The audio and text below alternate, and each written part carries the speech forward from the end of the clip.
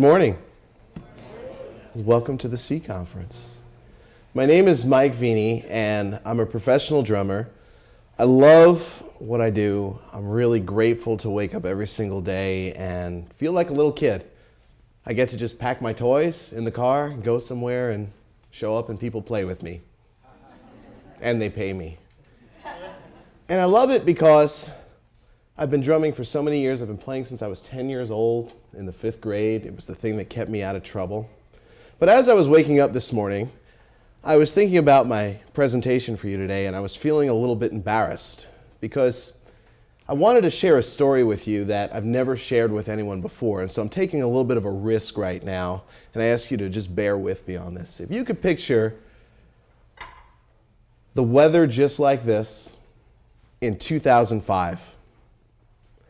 I was 25 years old, and I was driving on a highway.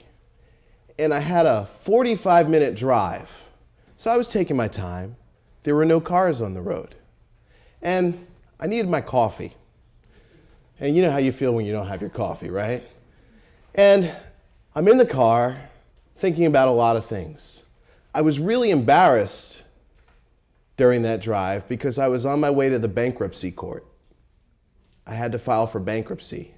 My career wasn't working out.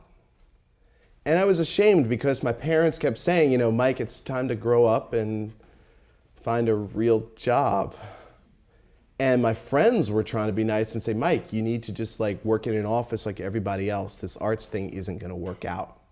And my friends weren't trying to be negative. They were just trying to be realistic.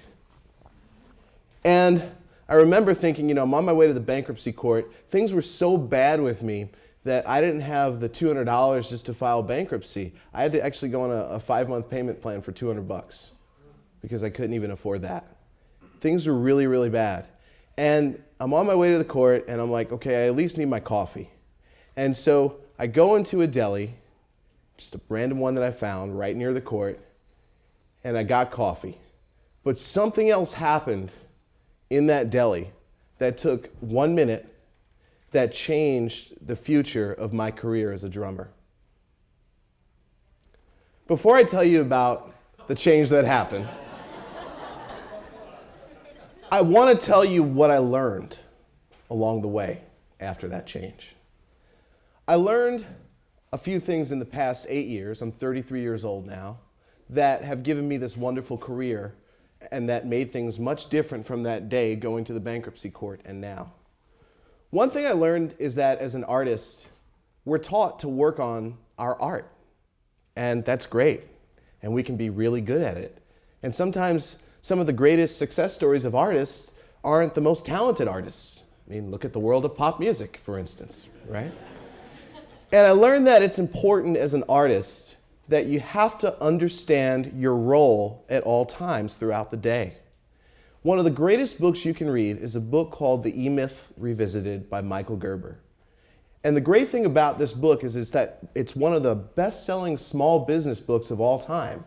And it's a short story about a creative person.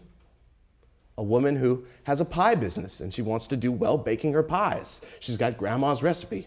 And the book taught me that at all times I have to realize that not only am I an artist, but I'm also an entrepreneur, a manager at the same time. And depending on what activities I'm doing, I'm going to be in one of those roles and I need to understand which. I also realized that when I ignore the entrepreneurship role, I don't think about the vision for my career. I don't think about the budget. I don't think about the marketing I need to do. When I'm not in the manager role, I don't get to stuff on time. I can't organize myself. And if you're not working on all three of those roles, you will fail. I meet so many talented artists from around the country who don't understand this basic concept, that you have to pay attention to all three roles. Part of my work now is consulting, and I consult with an artist from South Africa. He's got a wonderful music school, and we have a wonderful relationship. We chat over Skype, and sometimes there's a little delay due to the technology, but it's still a wonderful relationship, and he's so passionate about his school. It's done so well. He loves music, and he's actually building another school. But he's stressed out beyond belief, and can't grow the company. And the reason he can't grow is because he's not taking the time to sit on a rock in the park and think about his vision. That's what I'm working on with him right now. He's slowly starting to do it more and more, and it's actually helping. So it's important to do that. The other thing is, when you understand the other roles besides just being an artist, you'll have a better way to tell if somebody's screwing you over. If I didn't understand anything about basic accounting, my accountant could do whatever and I'd just pay her whatever and that's it. Sadly, one of the great pop artists, there was a story about Rihanna recently who said, I think it was on her 2010 tour if I'm correct, that there was a major accounting mishap and her accountants charged way too much for stuff. And there's a lawsuit going on right now. I don't know all the specifics, but I saw this on the news. And part of me is wondering, where was someone to just keep checks and balances on this stuff, you know, with all the staff she has? So it's important as an artist, no matter how much money you make, no matter how well you're doing, to understand your roles so you can understand what's going on. The other thing that I learned was about relationships, and this is my favorite one because I'm a relationships person. Yesterday, I was really fortunate to have a wonderful, wonderful day here in Chicago. I had a nice deep dish pizza in the afternoon with Katie Sawa of the CEO organization. I got to meet another organization in Chicago that's interested in hiring me, and last night, I got to go to Buddy Guy's. I got to hear some blues, and I got to hang out with my friend Fernando Jones, who's a great blues guitar player here in Chicago. And I was really, really just enjoying myself. It was a wonderful night. And one thing that I learned about networking is what networking isn't. When I was in college, I thought networking was you printed out some business cards, you put on a tie and look professional, and you go to events, and you introduce yourself to people and have stuff to say and talk to them about what you do, and a little conversation goes on. Unfortunately, I learned the hard way that that's not what networking is. And it's great that I'm bringing this up right at the beginning of a conference. What I learned is that you can actually really develop really good relationships with the right people, even if you have bad breath, you're picking your nose, and you're sweaty, because real relationships are about giving to other people. I learned this relationship lesson the hard way. I recently got to work with the guy who did the music to ABC's All My Children and The Guiding Light. And, you know, for years, I was trying to get in touch with this guy. I was being nice. I did all the things, you know, you should do. I kept calling him and saying, hi, I'm Mike, that drummer you met years ago. Do you have any work for me? And he really didn't have much to say to me. He said, well, I'll let you know if I need you. Then one day, I found out that someone needed a composer. They had a really high budget. And so I made it a point to get the two of these people on the phone. I fought tooth and nail. Say, hey, you're right there on the phone. Okay, wait, he's going to call you back right now. You need to call him. And within a few minutes, they signed the deal. After that, I got the call from this composer, and he said, you're going to be my drummer on this. That's real networking. Didn't matter what I said on my business card, didn't matter what I said in person. So one thing I'm a big believer on is the power of relationships. The other thing that I'm a big believer on is meals with people. I talk about this all the time. Yesterday, again, I said I got to share some wonderful meals with people, and there's something about sitting with somebody, you develop this thing called a friendship, and everybody likes to help their friends, right? So that's why I really encourage all of you today, as you're sitting here and going to be networking at this conference, to think of meeting friends, and think about not what they can do for you, but what you can do for them. In fact, one of the greatest parts of my career now is going out of my way to help my friends. In fact, I don't ever look for anything in return. I just enjoy helping people get work. It's really nice to hear about. So I think that's really, really important. Rabbi Daniel Lapin, in the book Thou Shalt Prosper, said one of the keys to success is constantly increasing your relationships. So you have to make it a point to do that. Number 3 is the most powerful thing that I learned, and this was the game changer. 2 weeks ago, something big happened in my career. In one day, in 1 hour, I got myself 2 gigs paying $5,000 each. That was big for me. And it was funny because I was glad that it happened because I knew that I was going to be speaking at this event. And I wanted to talk about it because I was super excited. I called my mom. She was so proud of me. There was no more, you should get a new job. It was, can I be your assistant, Michael? Thanks, Mom. Actually, my parents are really cool about it now. They still come out and see me play, and they're very supportive of what I do, and they've really learned to respect. And even my friends think it's really cool what I do. What I learned 2 weeks ago was how to sell myself better. And this is a big challenge for a lot of artists. And I'll tell you why. I was talking about it, I think, with Margaret this morning, about there's this paradox that I call the arts entrepreneur paradox, where artists say, I'm going to pursue a career in the arts. I'm going to give it my all because I don't want to wear a suit and tie, which I'm wearing a suit and tie right now. I'm very aware of that. And yes, it was uncomfortable to put this on this morning. I'm usually in my t-shirt and jeans and sneakers. But regardless, artists say, look, I'm going to do my art. I don't want to wear the suit and tie. And they go for it, like a warrior. Then they get to this point where these things come in the mail called bills.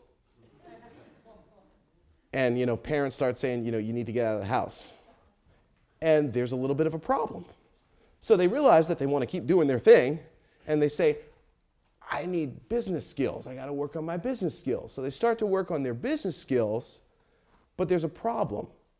They resent business in the first place because they didn't want to get into business, yet they need to work on skills. So it cancels each other out.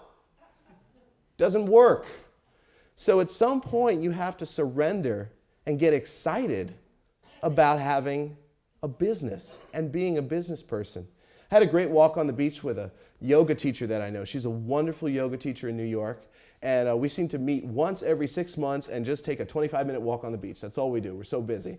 And it's something I look forward to. And she was really, really frustrated. She was saying, Mike, how is it you're just sitting here chilling on the beach like you got all the time in the world? And I'm just rushing constantly to class. And I told her, I said, because I spend time on the other things. And because of that, I have more freedom to sit around and do what I want when I want. And that's an important thing that I didn't know when I was going to that bankruptcy court. One of the things that I learned with selling myself was that we have this bad image of sales. Am I right? Like we think of the car dealership or the telemarketer. It's just an ugly feeling we get thinking about sales. But I got the opportunity to work with this coach in the past month. His name is John Klimpschen, and he wrote this book called How to Sell Without Being a Jerk. And by the way, he actually gave me 4 copies that he signed just for this conference. I have them at my booth. If you want to sign up, you can enter to win. I'm going to be raffling them off and a drum. You can win a drum to take home. And if you win it, you've got to rock out with it. So you can come to my booth. But he taught me something about conversations. He said, Mike, selling isn't about telling people what you have and asking for money. It's about moving conversations forward. And he told me that the key to selling was learning how to ask the right questions and shut the hell up. That was kind of new for me. And so I'm on the phone with these people. 2 weeks ago, I just asked the woman, what's the criteria you look for in entertainment? She went off and told me. And I said, okay, what's your budget for this? She's going on and on. And I say, well, what do we need to do to help you get to the right decision? And she said, oh, no, I'm sold on you. Send the contract. $5,000. It was that easy. It was weird. So the thing that I learned, the importance of selling yourself, also helps with negotiation. A lot of time for many of you visual artists, negotiating contracts, people feel very intimidated by that. They say to me, well, this is all they're paying. I've heard that from so many artists. This is all we can get. That's their budget. Okay, you couldn't do anything else? No, this is what they're paying. What I've learned is that when you negotiate, you can inspire people to come to a win-win decision. And that's really, really important. One of the things you're even going to see with selling myself, you can actually see me in action selling myself. I have a booth with drums for sale outside. You can actually see what I'm talking about. I will question you as you come to my booth to get you to buy a drum now. But the important thing I learned about selling, and I was actually talking to my mom about this because we were talking about interviewing. And interviewing on a job is just like selling. And the goal was, what's the goal of going into an interview? And I told my mom, we were going back and forth. She said, you got to answer the right questions. I said, no. The goal of an interview and the goal of selling is to inspire someone to come to the right decision for themselves. And a lot of times that decision is not going to be your work of art, and that's okay. And it's not going to be you as a graphic designer. That's okay. But what I've learned is that, go back to what I said before about relationships, is that if you're selling yourself the right way and people trust you, they will come back to you as a trusted source. Someone recently contacted me about doing something. It was really high paying, and I told her very honestly, I said, I'd love to do it. I said, but I'm not the right person for this gig. I said, my friend could just do a better job because he's got better skills in this. And she appreciated that so much. And I'm hoping that will lead to some other things in the future. So it's important as artists to do that. So the C Conference is a wonderful training ground for you. And the beautiful thing about this conference and this organization is that it will facilitate your growth as an entrepreneur. And the reason you're going to grow is because you're going to learn to make more money. And when you make more money, you can share your gifts with the world. And when you share your gifts with the world, you're going to love the work that you do. I got to go back to that story, right, about what happened in the deli. So I'm on my way to the bankruptcy court, getting my coffee in the deli. It's really embarrassing, by the way, to file bankruptcy. You're in front of a judge and a bunch of people who are basically saying they failed. So I'm in the deli, got my coffee. We're going to get this over with. None of your friends are in the court seeing this. It's all good. And there was a magazine rack there, and there was Entrepreneur magazine. And I picked up this magazine called Entrepreneur, and I said, I think I need this. And I promised myself that I would fill out not the 1-year subscription, but the 3-year subscription. And my little punishment to myself for filing bankruptcy and failing was that I was going to read that magazine cover to cover every month for the next 3 years. And this was not going to happen again. So if you can picture this, me in a bankruptcy court, everyone's like this, and I'm sitting there smiling reading Entrepreneur. It's a very, very awkward moment. But the thing that happened that day that changed my career was I made a commitment to not be the best artist I can be, but become the best entrepreneur I can be. And I knew that if I became the greatest entrepreneur that I could be, I'd get to do more than I ever imagined as an artist. Thank you very much, and please enjoy the rest of the C Conference.